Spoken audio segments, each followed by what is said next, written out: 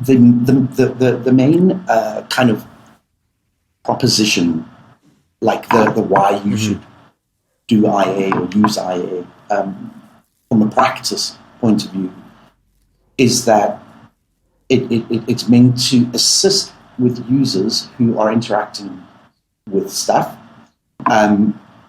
It's meant to help users make sense of the interface, how information has been structured, etc., so that you can optimize their experience, make it intuitive, make it enriching, make it engaging, all those kind of good things. But it's all premised on this idea of sense making or understanding. So that what they like to talk about is making the world a better place because it's easier for people to understand things. Now, that is that's fine. Cool. I've got thoughts on it and opinions on it, but that's going to sidetrack us. That line of reasoning and that kind of proposition is quite interesting because it brings, that is very much what the library and information science thing was saying in its own way.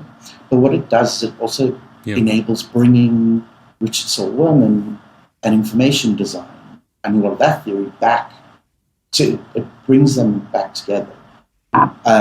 Because Wurman was saying the same thing. So Wurman was saying in information design, it's also about that. Yeah?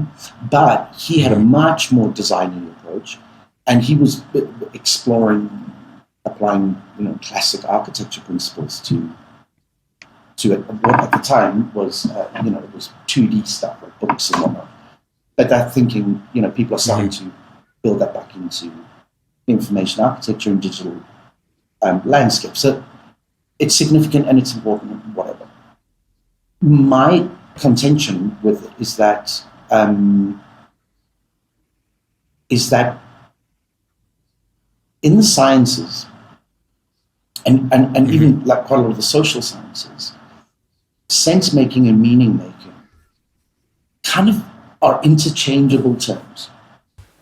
So the idea that when you create a structure that is embedded within any object, but we can stick to digital objects, the idea that that structure is serving simply the purpose of making an end user's life better by providing sense making kind of is unable to acknowledge that there could be some kind of active meaning making going on implicitly or tacitly. And this is that sciencey view. And even though like Wurman wasn't a sciencey guy, an architect,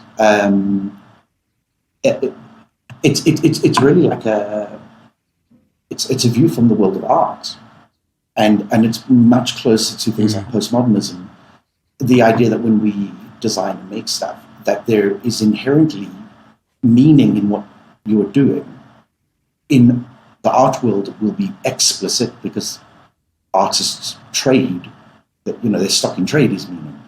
But in other things, like the way cities are structured or like the way menus are laid out, you put critical theory on that, and it's like you've got feminists and decolonization and LGBTQT, Marxism and everything kind of going, there's plenty of meaning in there, and not just that, it's really evil.